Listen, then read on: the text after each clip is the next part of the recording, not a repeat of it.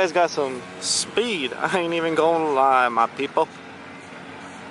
Yo guys, it's Motorsports bringing you guys another video. We are at Cantamar, Los Arenales. It is Saturday, Memorial Day weekend.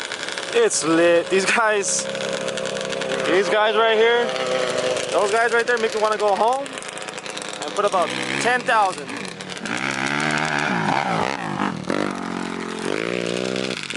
Make me want to go home and put about 10,000 into my Banshee real quick so I could at least keep up. I'm not even saying winning them, at least keep up, because goddamn, they're fast.